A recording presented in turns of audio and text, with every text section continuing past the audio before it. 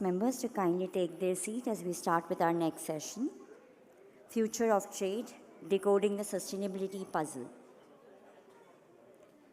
As the Agenda 2030 calls on for all countries to build tools for a sustainable, inclusive, and resilient world, trade enters a new era, driven by environmental and societal policies with a higher degree of scrutiny and led by policies like the Carbon Border Adjustment Mechanism or CBAM under implementation in the European Union. This session aims to explore how sustainability can be integrated with global trade while promoting fair market access and forging inclusive frameworks to ensure equitable growth. The distinguished panel members bring insights from different perspectives based on their body of work and experiences as they outline these unique challenges and discuss possible solution pathways. I request the panel members to kindly get to the dais.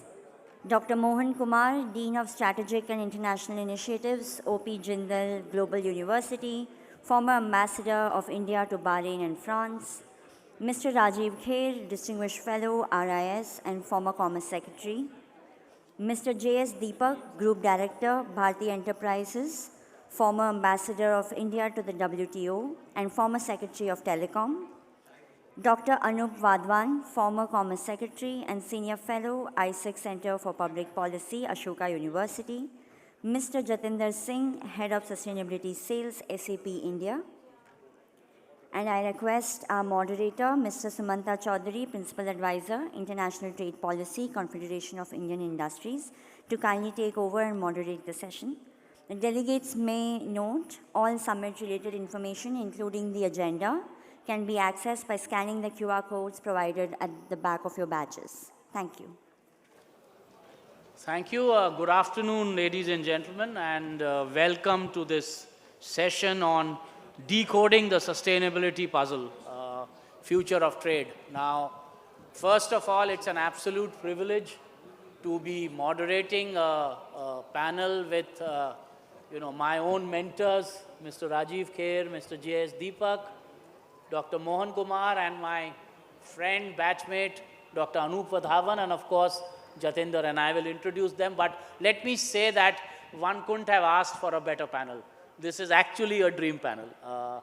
So having said that, very briefly to introduce the topic, we all know that climate change compulsions and so on each country now has its own pathways of how it would like to meet its sustainable development, whether determined unilaterally or whether determined through various conventions and agreements. And that's one side of the story. And the other is trade is increasingly being used as the tool, both for sustainable development goals and also a feeling that perhaps some of this is protectionist, some of this is aimed at eroding some of the comparative advantage, but at the same time, it's also becoming a powerful tool in order to achieve a more sustainable, inclusive, and resilient world. And as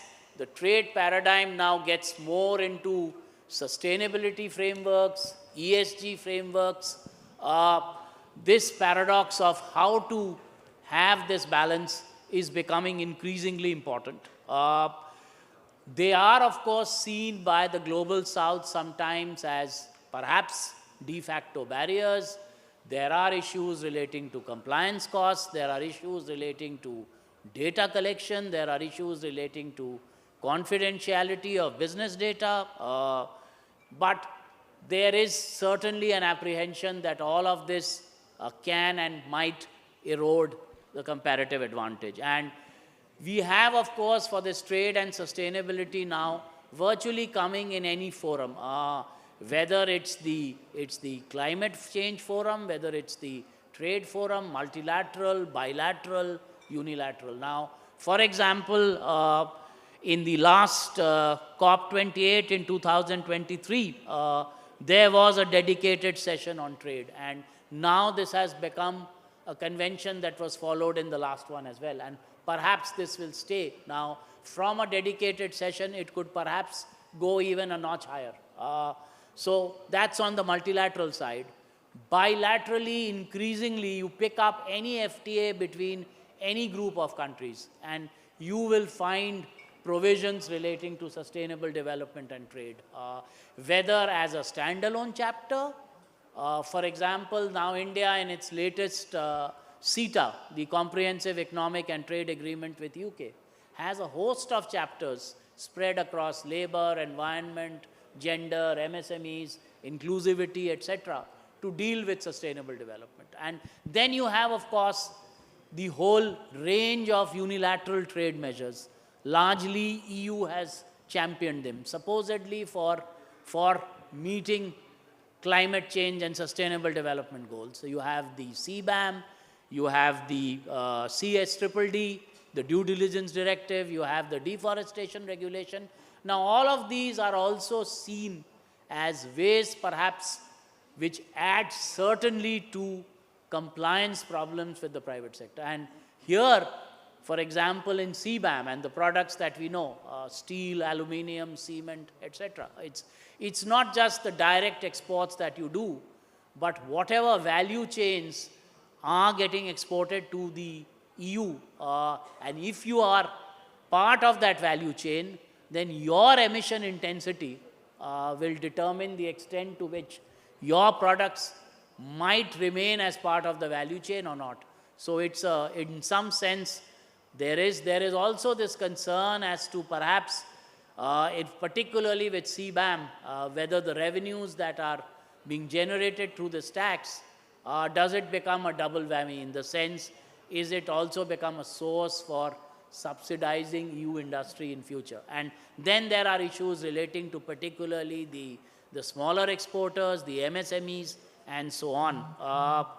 So therefore, this is one. And finally, before I hand over to the panel, there is also in some sense now, because of the global uncertainty, because of the stand that perhaps the US has taken, there is a certain pushback, perhaps temporarily, certainly, on meeting some of these sustainability and complex regulations. And that has happened partly because of the global slowdown, the uncertainties in trade itself, and the fact that there is perhaps a recognition that these regulations seen collectively for the private sector is far too burdensome and excessive for them to handle at any given point of time. And in fact, even in EU, the so-called Mario Draghi report, which came out, talked of the need to simplify and sort of sort out these regulatory burdens. So very clearly now, therefore, this is a very, very important topic. It's a topic which in some sense, is becoming centerpiece also of the trade relationship. And to deal with this, the whole idea is to see whether global trade, in fact, can lead to such a sustainable frameworks, and where is the meeting ground. But to kickstart this, as I said, we have a fantastic panel. First, let me turn to Dr. Mohan Kumar, Dean Strategic and International Initiative, O.P. Jindal Global University, and former Ambassador of India to Bahrain and France, and of course, a WTO expert. So Mohan, I just thought I will perhaps ask a couple of questions. So one is, what strategic policy levers can India use to turn the sustainability compliance from a trade barrier into a competitive advantage for its industry? And second, given your background, how can India leverage its G20 presidency legacy and leadership in Global South forums to drive a more equitable global sustainability agenda in trade? I would request perhaps each of the panelists to spend about 6-7 minutes each, and then we can come back, time permitting. So, Dr. Mohan Kumar. So thank you very much, Sumanta. I want to begin by thanking the CII for this opportunity. I will not speak for more than 5 minutes because I'd rather that others speak and then we also have an interaction if possible. No, I was at an event yesterday which was talking about the COP30, if you like, and that's going to be the next UNFCCC meeting. And we were talking about the constraints, about the US not being there and so on. So the geopolitical setting, as far as climate change is concerned, is that major countries, it seems to me, are walking away from their commitments. While they may be inclined to put trade restrictions using climate change, and that is something that India needs to watch out, I don't think I see the major countries. If US, of course, drill, baby, drill, the rest of it, I'm not going to get into it. But even European Union, there is a real backlash against the European Union's own regulation on climate change. So the multilateral setting is one where I do not believe anybody is going to put pressure on India. The way, for example, I was ambassador in Paris when we had the COP21, and there was a fair bit of pressure, especially since Barack Obama and Xi Jinping had already met. It became a template for the COP21 in Paris and so on. That kind of a thing is unlikely to happen. So the three options in front of India is, number one, do nothing. Number two, you try to really see if you can resist the kind of changes that are happening around you. Third, use this as an opportunity to really carry out the reforms that you should. Now, my view is India traditionally chafes at external pressure.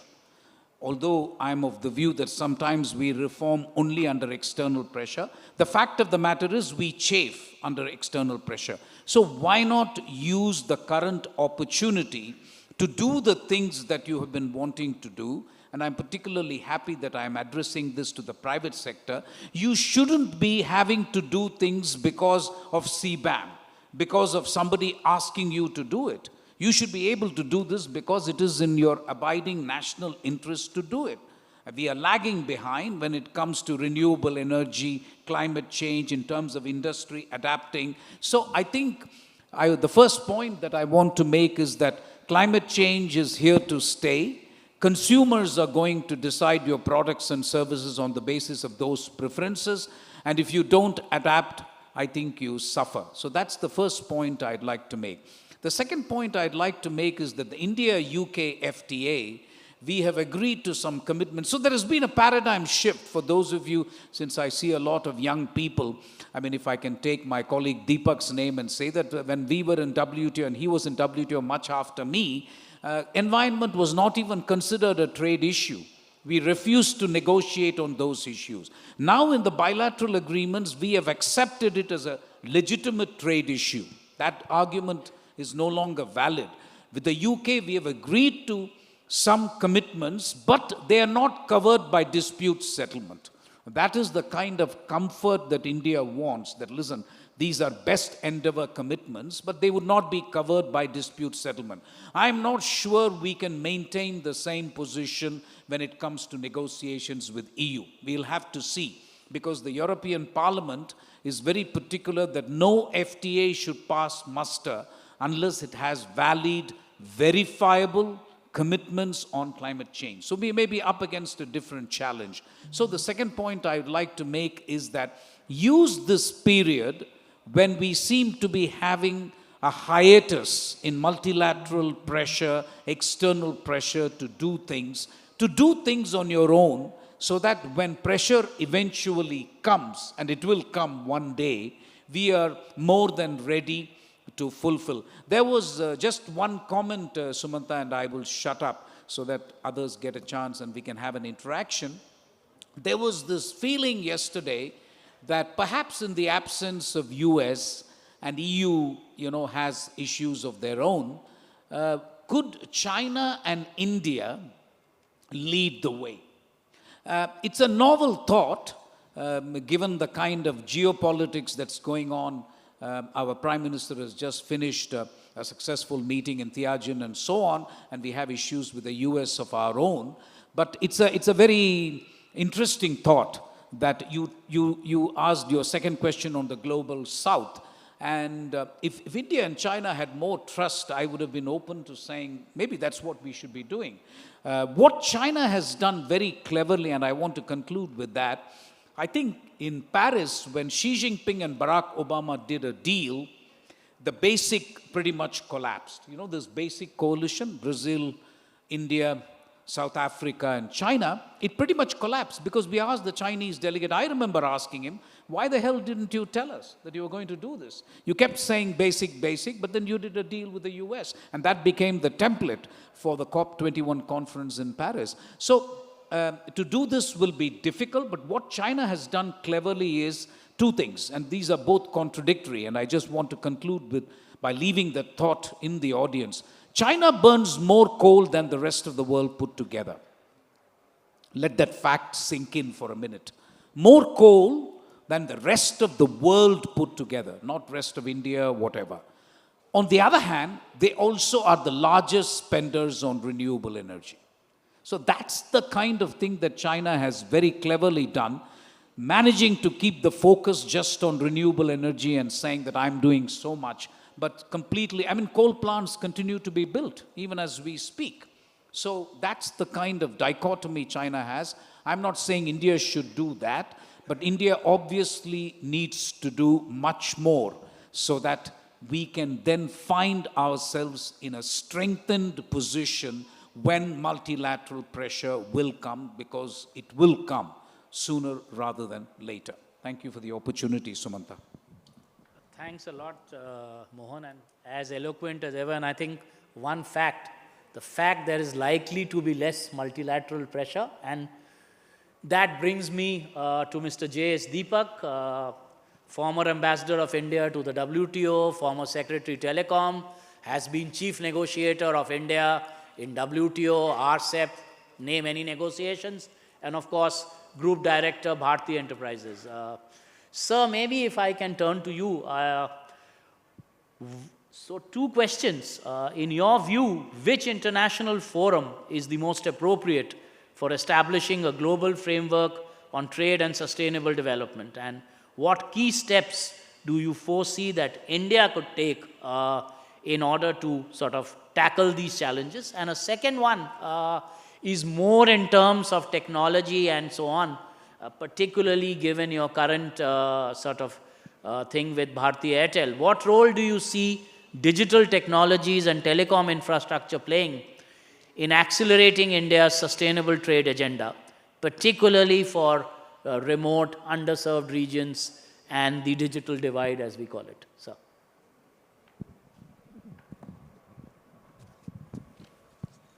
Thank you, Sumanta. It's wonderful to be at a CII event, and especially on a subject of such paramount importance.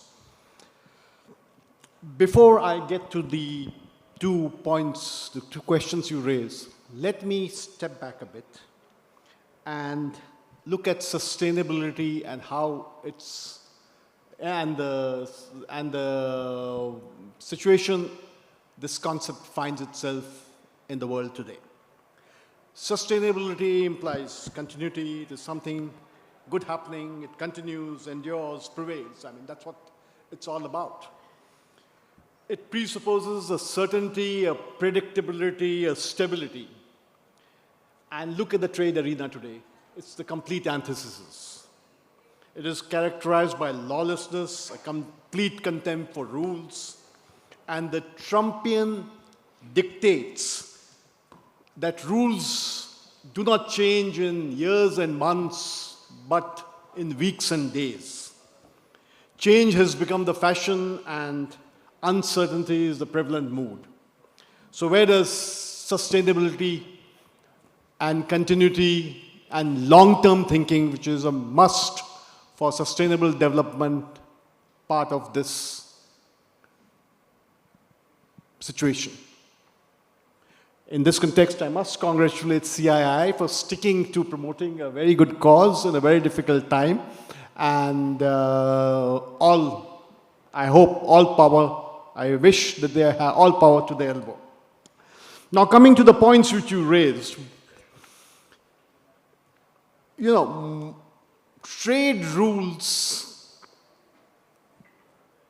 and climate change and environment, the cause and effect, the impact on each other has been in the forefront of the global discourse for some time. Today, again in this time, when we agonize a great deal on the weaponization of tariffs by the US, we need to also give some thought to how damaging rules which affect the environment, rules related to the environment and sustainable development, the way they could affect trade and the consequence they can have for India. It's a very serious situation. To my mind, the basic forum, I'm a great champion of multilateralism. I believe that multilateral diplomacy is a way where you can engage with the confidence that you matter, everyone is included, but not the arrogance or the contempt that you matter too much. And as Winston Churchill said, it's the worst system except for the rest. So I think, in spite of the problems which the WTO is having, multilateralism will ultimately be the long-term way to go. Not in trade just now, but certainly in environment, climate change, and sustainable development issues. The UNFCCC should be the forum of choice. It is an expert forum where negotiations are held between countries. There is an opportunity for developing countries like India to form coalitions and be able to resist arm twisting, which we see happening so much in the global economic dialogue all across the world. The idea of taking environment to the WTO, the rules making on environment, climate change, sustainability to the WTO, I think is a bad one. And the idea is basically to get the binding dispute resolution system into it, which may be a good thing for seriousness of implementing rules, but has a lot of other disadvantages, which a forum like UNFCCC presents to going ahead on climate change. The second point is, are measures to prevent climate change and protect the environment and trade rules mutually supportive? I, for one, do not think so.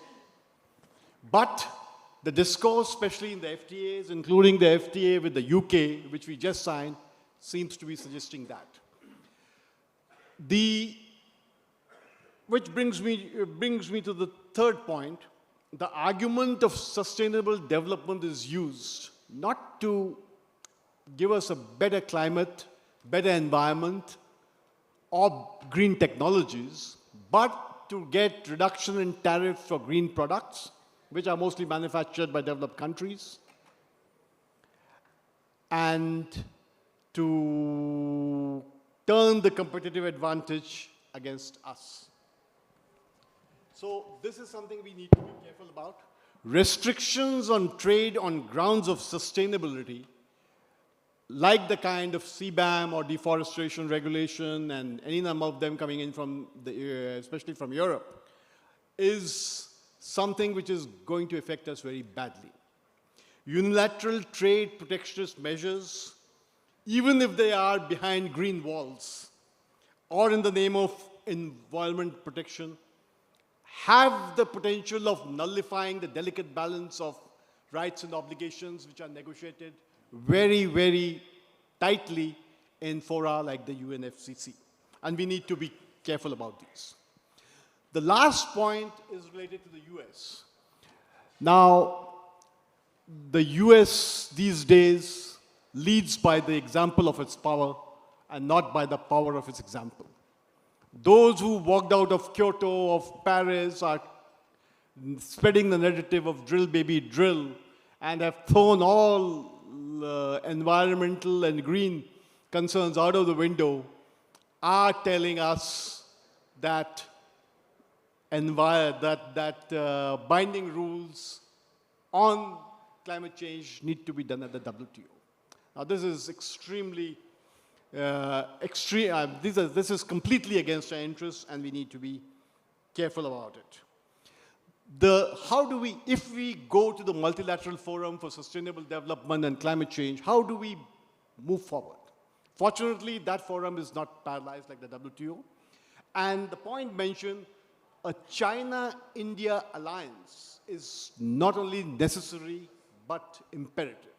We've seen at multilateral fora, if India seeks to build coalitions around the global South interests, whether it's trade or environment or any other, you have a dozen countries standing behind you. If India and China do it together, 100 countries stand behind you. That is the clout of this partnership and the synergy it creates.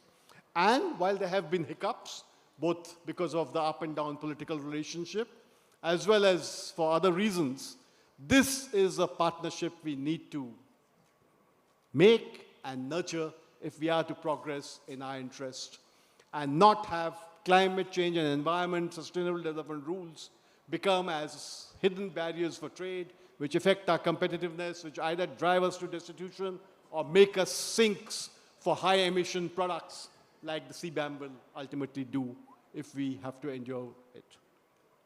The last point is regarding, can the bilaterals work? The bilaterals don't generally work because nations take the view that transfer of technology, which is the need of our times, climate finance, to address the principle of polluter pays, and a balance is something which is not likely to happen through bilateral agreements. It is a form of forum shifting.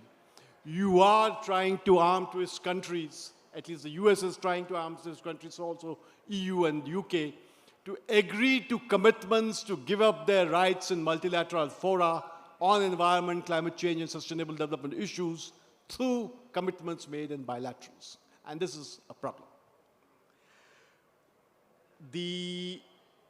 Sumanta, you also mentioned about technology and digital trade. Now, digital trade, as we know, is becoming important. 30% of global trade is going digital. With the increase in digitalization, more products going digital, additive manufacturing. I mean, we know where we are going. And therefore, it is important that the WTO rule book or the multilateral rule book on digital trade gets updated. But it needs to be updated with inclusion in mind.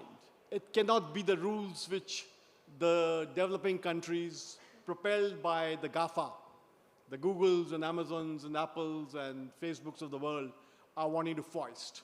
The rules that they are wanting to foist in digital trade are basically to freeze the unlevel playing field against our interests and preventing us from climbing up the development ladder which China has scaled. And this needs to be avoided. We need digital rules, but we need digital rules on data ownership. Today, anyone who processes data owns it and can use it, add value, sell it without any access or benefit sharing with the owners. If we want that India's data is used for India's development, and data, as everyone says, is the new oil, there is a necessity of at least two things which can come through multilateral trade rules. One is entitlement of putting customs duties on electronic transmissions as more and more products go digital. This will help us protect our nascent industries. Not the digital field, but the other industries where manufacturing may be by digital printing. And secondly, localization of data. To be able to process it, add value to it, clean the artificial intelligence from it, and sell it to advertisers and others. And this, I think, can be done only in global forums, which are multilateral, where large coalitions of developing countries work together. Indonesia, South Africa, and India had a coalition against the free flow of data during the G19 in Osaka. That is being sought to be broken, and Indonesia has been forced to commit not to pursue multilateral issues in digital trade at the WTO as part of the FTA with the US. This is again a problem, and India needs to be aware of this and avoid it. I think I'll stop there. Thank you. Thank you, sir, for such a comprehensive thing, and I think pointing to some of the risks and cautions that one needs to exercise. Let me now turn to Mr. Rajiv Kher, former Commerce Secretary, distinguished fellow RNI, a great thinker, Sir, if I can sort of ask, in your view, what are the biggest institutional and policy gaps that India must address to ensure its industry, especially the MSMEs, are prepared for ESG and carbon-related trade regulations?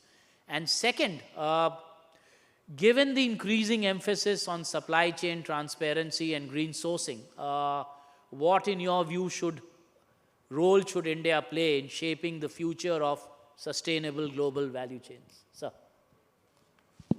Well, thank you, Suman. Ladies and gentlemen, let me first begin by thanking CII and Sumanta and his team for making it possible for me to come here and share some thoughts. I am conscious of the time frame, so let me straight away come to responding to the questions that he has raised. But before I do that, I need to bring up, and possibly you will find the answer to these questions in what I say.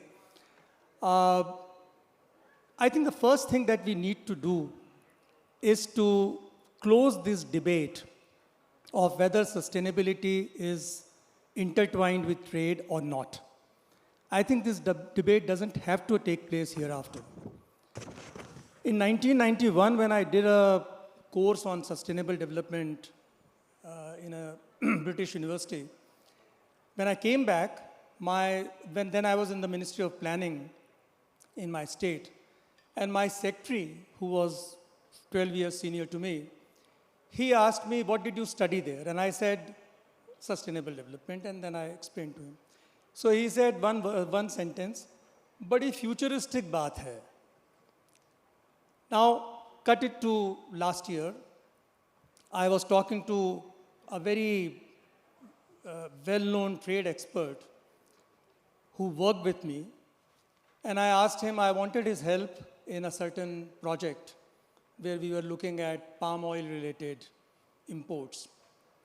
And when I asked him, I got a similar answer which I had got 30 years ago. And that was, "Arey sir, ye aap EU ke trap mein aa gaye."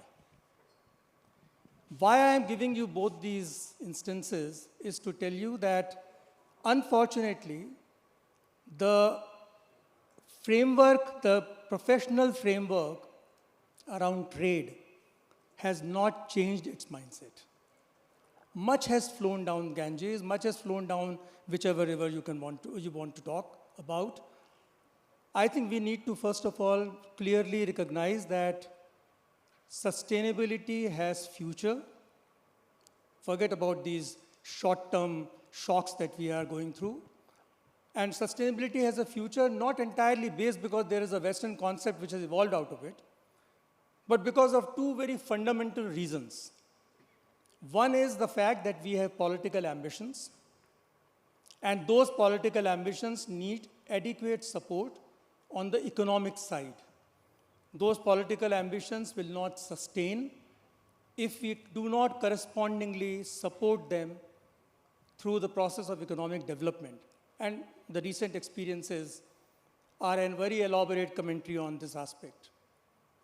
And therefore, if we have signed almost all environmental conventions, if we have declared our the NDC, if we have taken commitments on zero carbon, if we are part of whole lot of conventions on waste management, on circular economy, on genetic modification, etc., I think we need to recognize that there is a clear national commitment. Then connect this with the fact,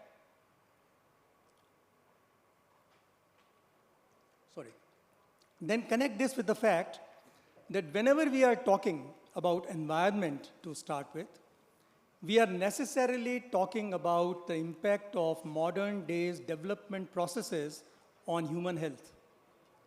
Forget about animal and plant for the moment.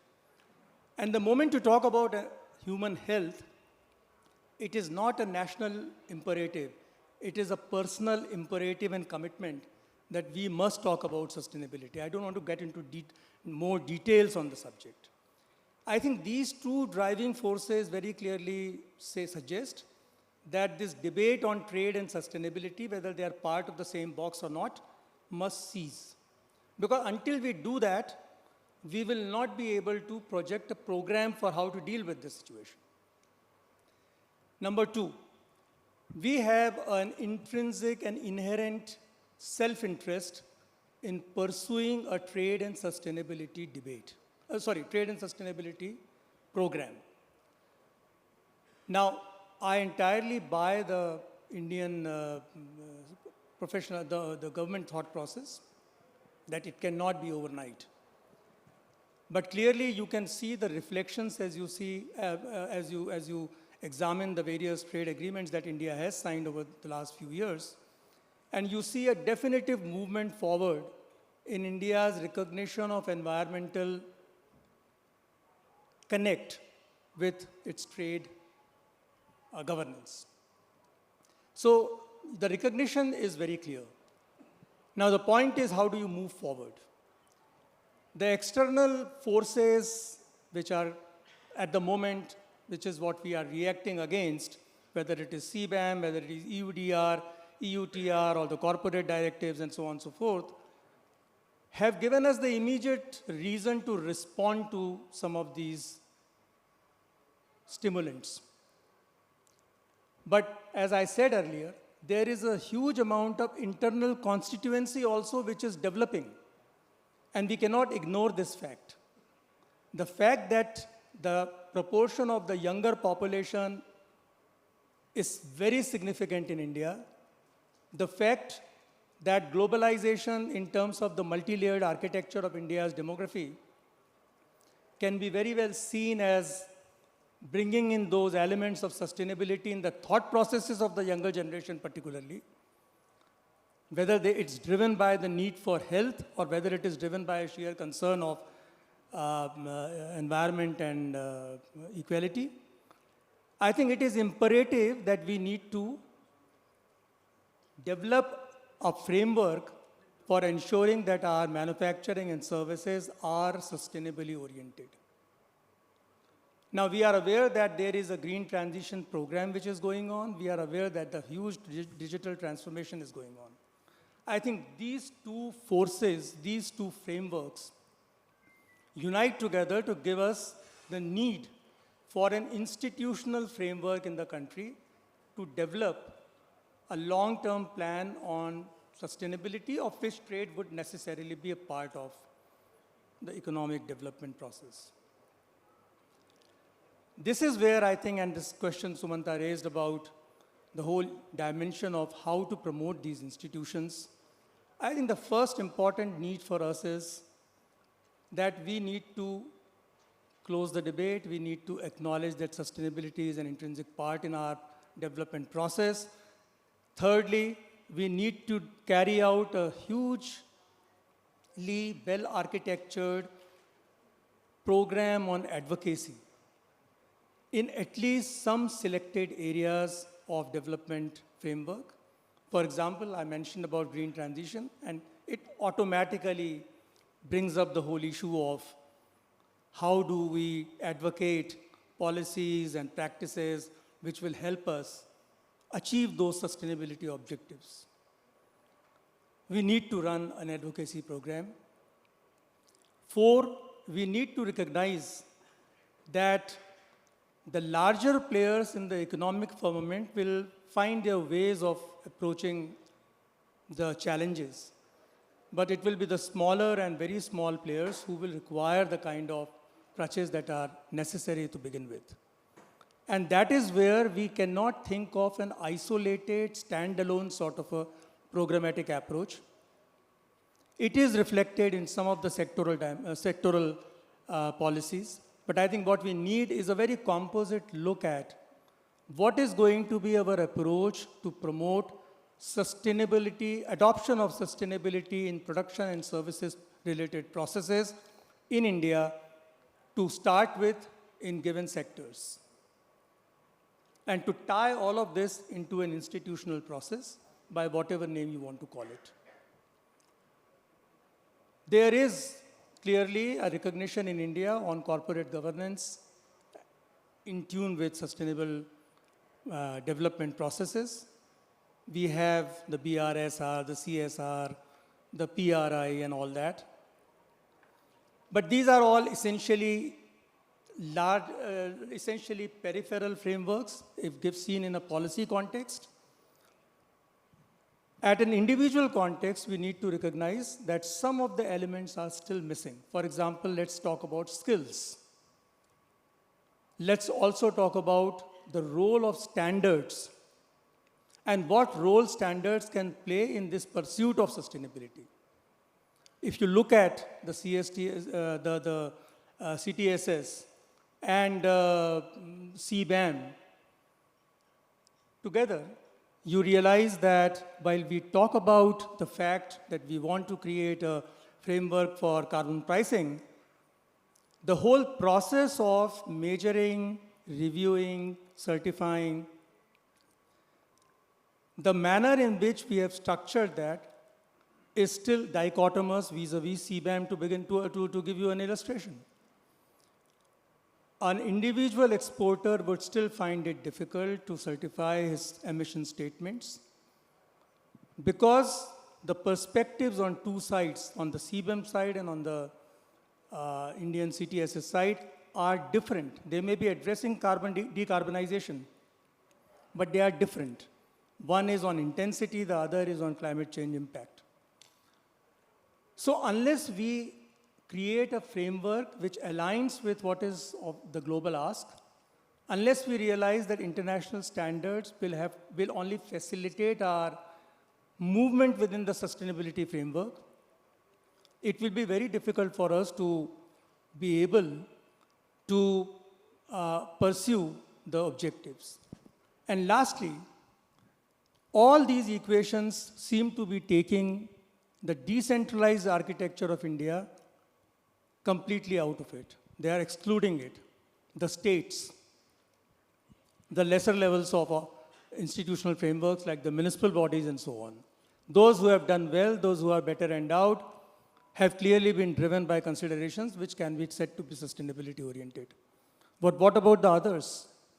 Apparently, I see that there is a complete absence of a programmatic content around this particular concern. So I think there is a strong need for us to create a national program on introducing sustainability into our manufacturing and services processes, because if we don't wake up now, it will be too late. Forget this 4-year chiasma that we are going through. It will go, and sustainability will remain at the top of the platform. Thank you very much. Thank you very much, sir. Now let me turn to Dr. Anup Vadhavan, again, former Commerce Secretary, Director, GSK Board, and many other distinguished.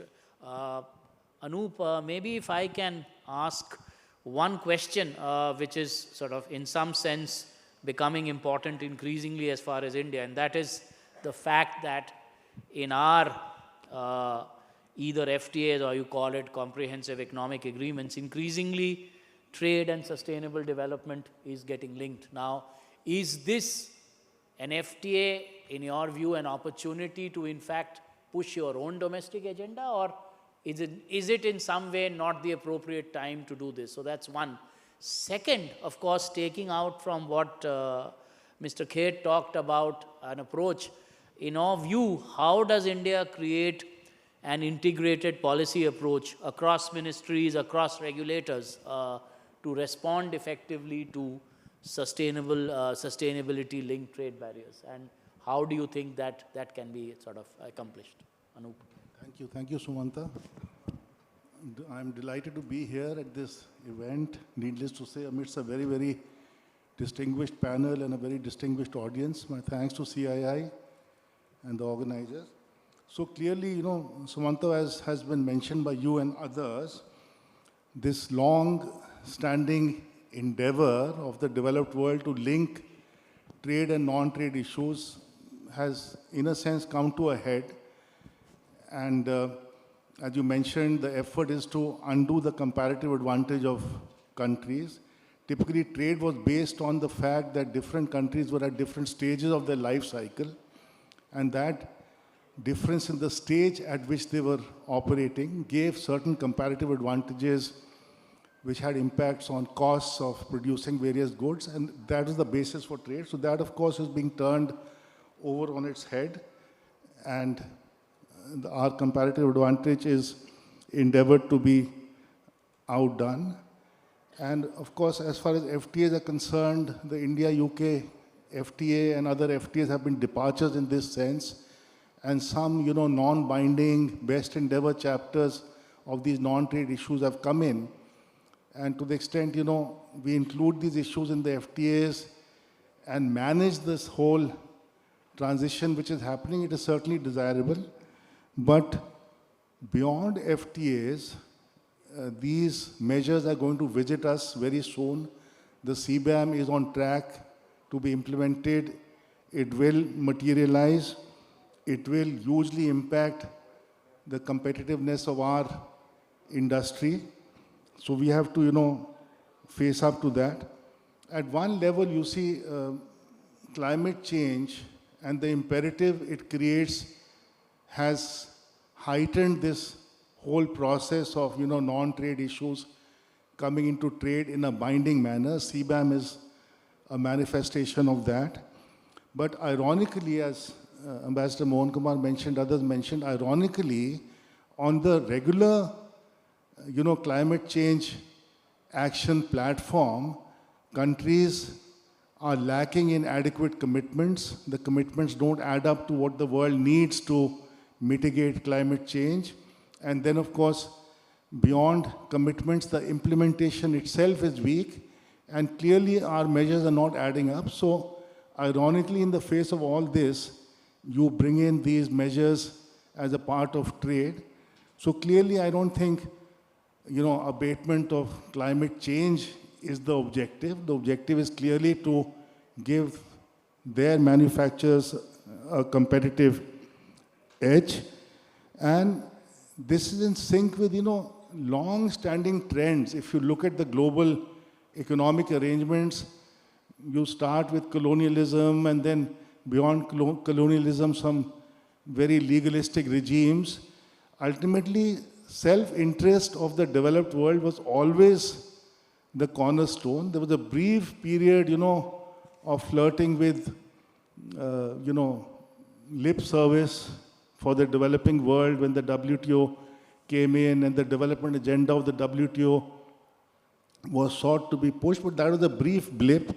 So we should not be surprised, that all this is happening, and we have to deal with it with the acceptance that it is going to happen, and it is going to be something that we are going to face in a sense, inescapable manner.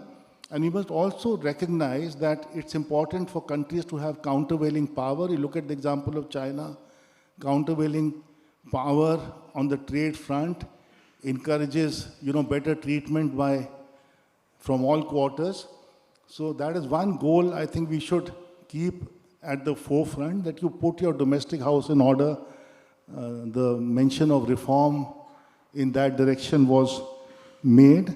But as far as, most developing countries are concerned, at this time there is very limited countervailing power available with most of the developing world. And the prospects for any rule-based relief are very limited. CBAM coming in, to the extent countries feel some rule-based relief from the WTO, could be possible. Chances of that are minimal in the present age, as Ambassador Deepak mentioned.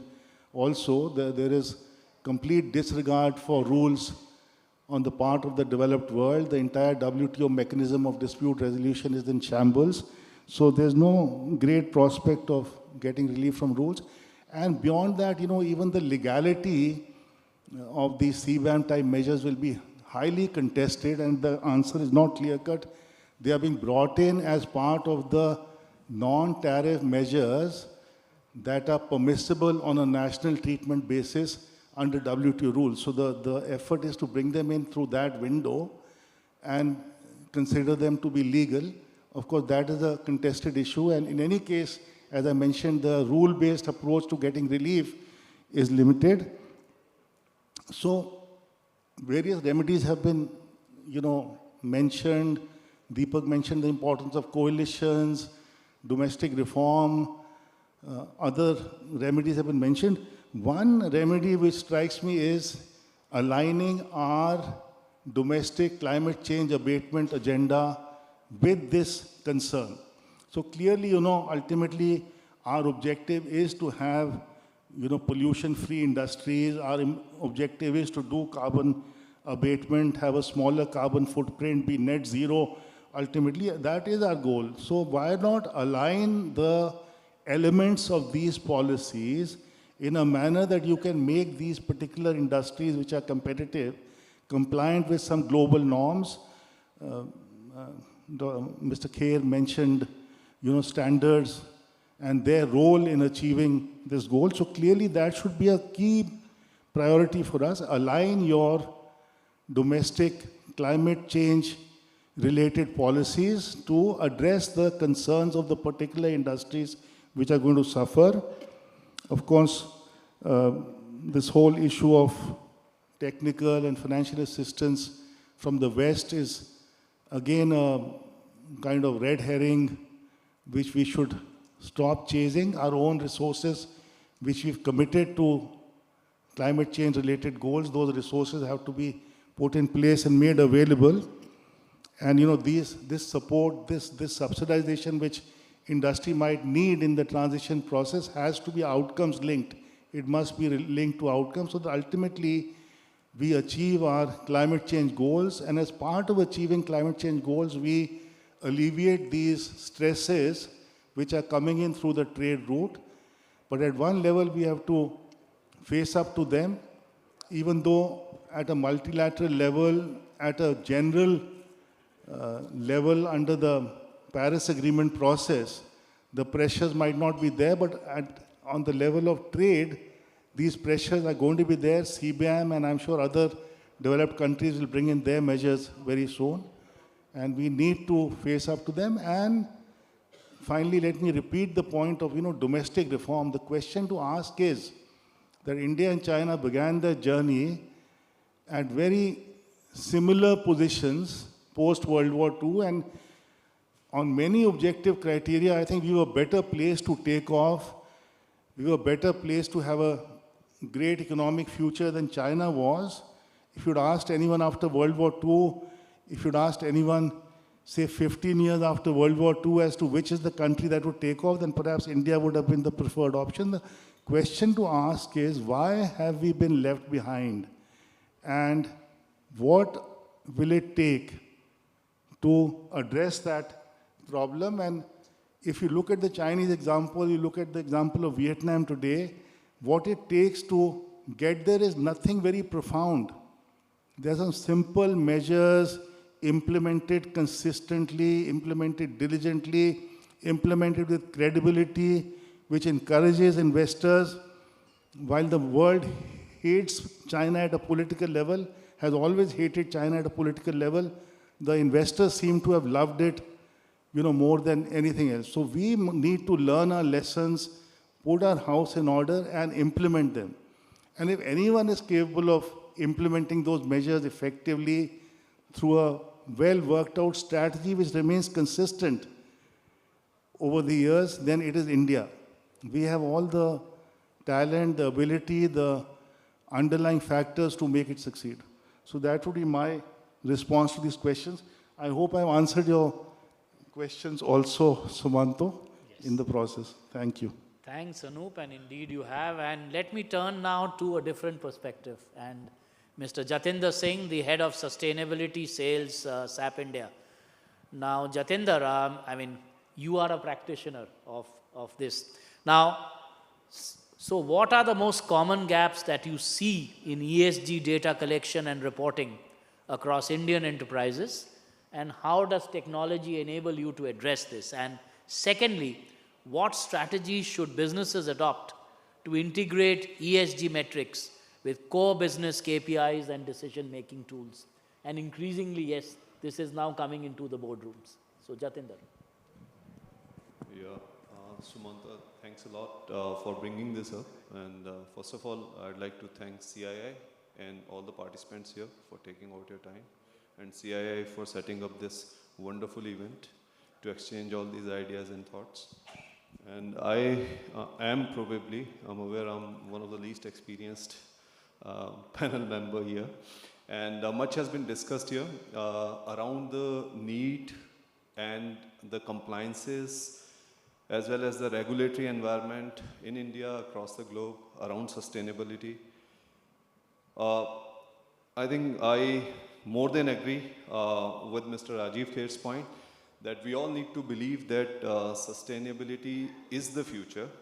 In fact, I do strongly believe that there's no future without sustainability. There's no future for humankind. So sustainability should be looked upon beyond the lenses of regulatory compliances. It should be looked beyond the lenses of as a mandate. It should rather be a culture. If we talk about Gen Z and Gen X, they are looking at more sustainable products to consume. They're changing their lifestyles, their ways. So the demand and shift in consumer behavior also should be one of the major factors to drive sustainability into businesses and beyond compliances and accords. Now, coming to the question, what are the common gaps, as Sumanta asked, so major gap we have seen is in the skill and knowledge, the awareness within corporate sector around, not about the sustainability. You can Google sustainability and it will give you 100 things about sustainability.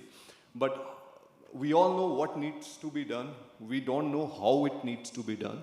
What are the tools that can help us to do it? And what are the best practices? And the lack in that knowledge on how to get it done is something where most of the companies are struggling with. Most of the companies I come in contact with, they generally, they're struggling with scope 3 data. They don't know how to get the downstream or upstream supply chain data, because most of the carbon footprint or your, an ESG footprint is lying in your, outside your own premise. It's either in your suppliers, either it could be scope 2 or scope 3 suppliers. And then comes the, everybody is using different metrics, different kind of, frameworks to standardize their metrics and do the ESG reporting. Despite BRSR, despite SEBI laying out the framework, despite WBCSD giving the SBTIs, everybody still tries to follow, a different framework. Maybe it is coming from, a lot of companies have hired, mid-sized companies especially, have hired these consultants who come up with their own methodologies, which creates a problem at the time of reporting and filing, because they are not standardized metrics, these are not standardized frameworks.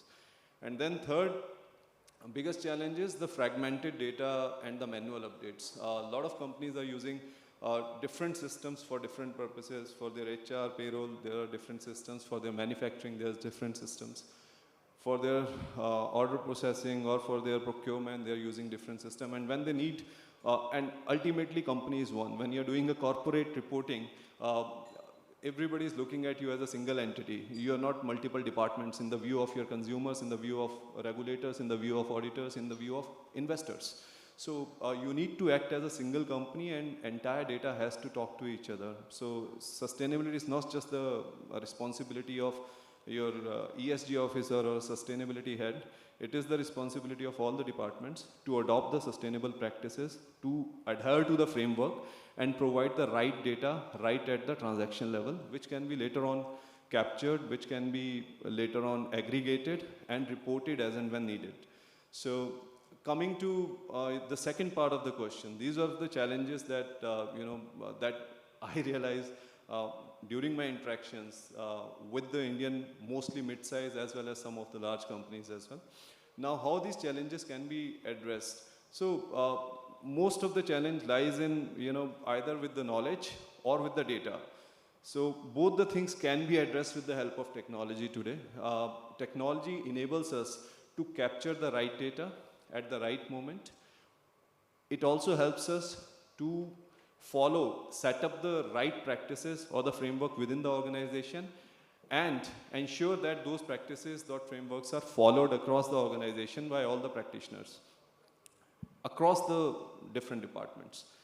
Now, technology can help us in setting up. First of all, we need to do a dual materiality assessment of the company to understand which are the major areas which needs improvement and what are the problems regarding, it could be emissions, it could be equality, it could be, waste management. What are the areas where we need to focus more? And then they need to start setting up the benchmarks or the KPIs for each and every department, for each and every practitioner within the organization. And once these KPIs are set up, then they need to enable the people also how to, adhere to those KPIs. KPIs needs to be very clear and measurable, but people also need to be aware about what these means for them, what exactly is my actionable in order to adhere to this KPI, rather than having a very hypothetical kind of, discussions in the boardroom where they lay out the vision and missions, but individual responsibility for every member is not described. So then comes the right tools. People need to be enabled. Once they understand what is their responsibility, they need to be enabled with the right set of tools to capture that data.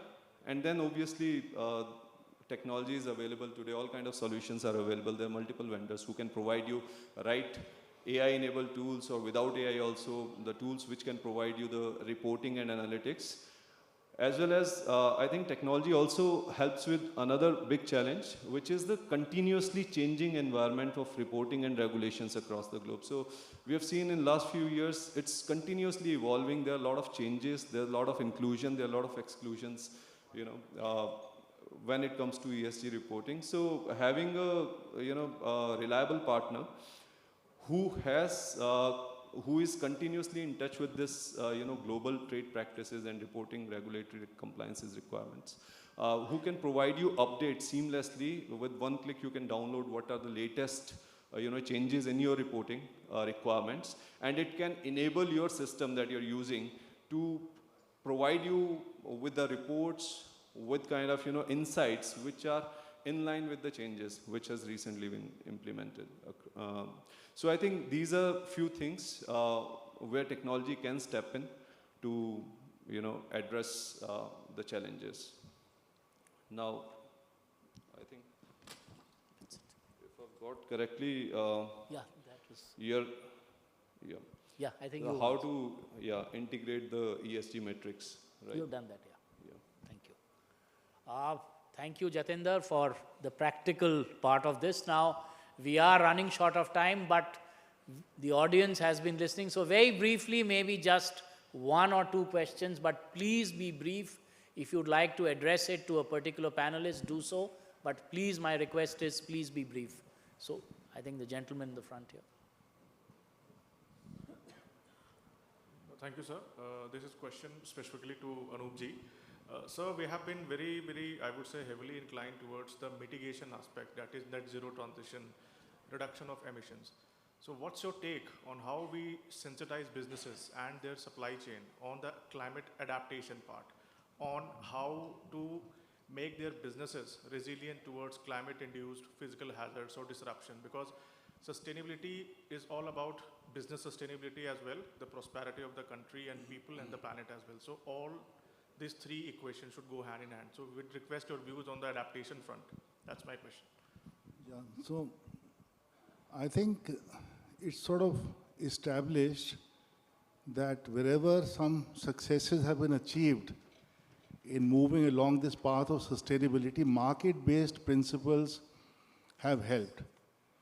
And the other aspect which is striking is that a sustainable approach to business can be a good approach. The feeling was that if you orient your business in the ESG direction or in the sustainability direction, it becomes unsustainable. So that again is not true. So in a sense, the business of environment can be a good business, and incorporation of environmental concerns into your regular business can be a sustainable, economically, meaningful endeavor. So certainly we should put in place some market-based mechanisms to, guide industry in the right direction. To the extent there's an adjustment cost, we have to address those issues through suitable support, through suitable protection. All those measures have to be there. But I think it's the onus should be there on every corporate board to include ESG in every aspect of their functioning. Whether it is a non-business related internal aspect of functioning, you're sitting in a meeting, what do you serve the water in, what do you serve the food in, how much waste does it generate, whether it is aspects like that which are not strictly business or commercial related, or whether they are aspects of, what technology do you use, how do you reduce the carbon imprint of your plants. So businesses should be conscious, and I think if they are conscious, they can find, a sustainable path in that direction. And to the extent the policy environment, regulatory environment needs to create the right kind of market-based sort of goading or nudge, if I can use that term, in that direction, it should happen. To the extent government needs to cushion the financial, detriment which might be coming in the way, to that extent, I think government should step in. So those are my thoughts. I'm not an expert, but logically, I think that would be the way to do it. Thank you. Thank you. Thank you. I'm afraid we perhaps have to close this session. Certainly encroaching upon your lunchtime anymore is not sustainable. But let me thank the panelists here, Dr. Kher, Mr. Deepak, Dr. Mohan Kumar, Anup and Jatinder for a wonderful panel. And can we have a round of acclamation for all of them?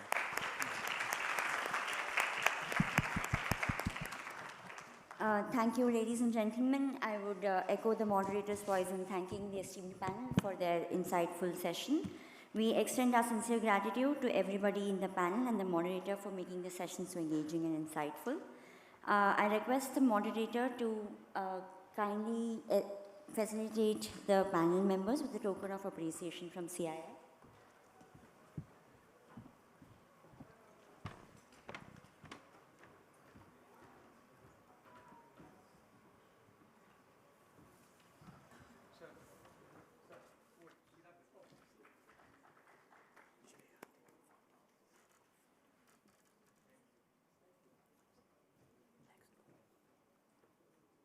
Please, Sajja.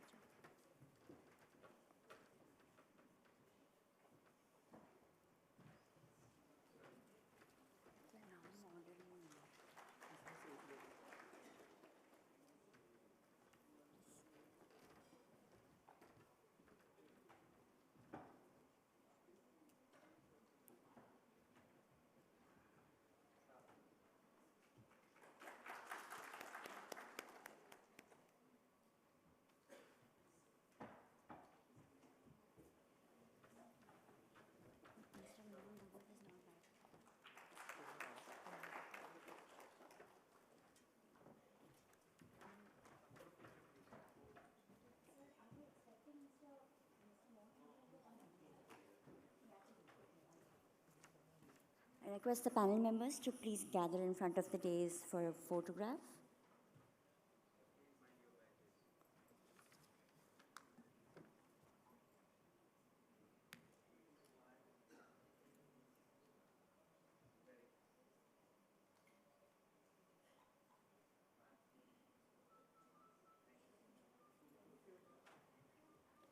Thank you so much. We invite the delegates to visit the exhibition area, which includes a photo booth this year with the CII-ITC Sustainability mascot, Dhara. Do remember to tag us at CII and at CII-CEST. We will now break for lunch and reconvene with our session, Local Roots, Global Goals, in this hall.